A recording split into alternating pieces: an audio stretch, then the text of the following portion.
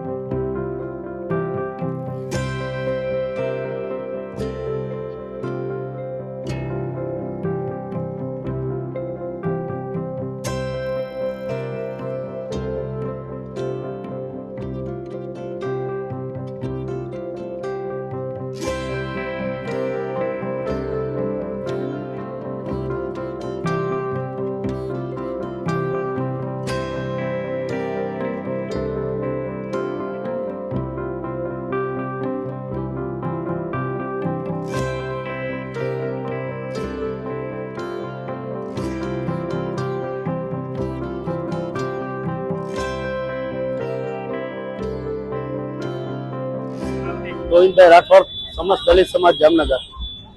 તાજેતરમાં સુપ્રીમ કોર્ટે અનુસૂચિત જાતિ અને અનુસૂચિત જનજાતિની વિરુદ્ધમાં એવો આદેશ કરેલ છે કે એસસી એસટી કોટાની અંદર વર્ગીકરણ થવું જોઈએ અને રાજ્ય સરકારોને પણ આ સત્તા છે।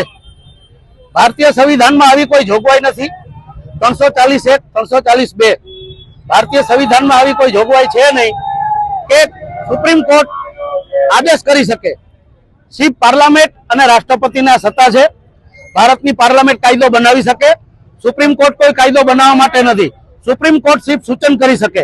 ભારતીય સંવિધાનની અંદર છેલ્લે જ્યારથી ભારત આઝાદ થયું ત્યારથી ભારતીય સંવિધાનને 9મી સૂચિમાં દાખલ કરવામાં આવેલ નથી। એટલે વખતો વખત અનુસૂચિત જાતિ અને જનજાતિના જે અધિકારો છે એના ઉપર આ સુપ્રીમ કોર્ટે બીજી વખત તરાપ મારેલ છે। એટલે સુપ્રીમ કોર્ટ આ દેશ ઉપર કોઈ સર્વોપરી નથી। આ દેશની જનતા સુપ્રીમ કોર્ટથી સર્વોપરી છે। સુપ્રીમ કોર્ટ સૂચન કરી શકે, એમને કોઈ એવો પાવર્સ નથી કે સરકારને આદેશ કરી શકે। જામનગરમાં તમામ સંગઠનો, તમામ આગેવાનો દલિત સમાજના અને આદિવાસી સમાજના આજે બહાર નીકળ્યા છે અને સ્વૈચ્છિક રીતે વેપારીઓ અમને સમર્થન કરે છે અને બંધ પાડેલ છે।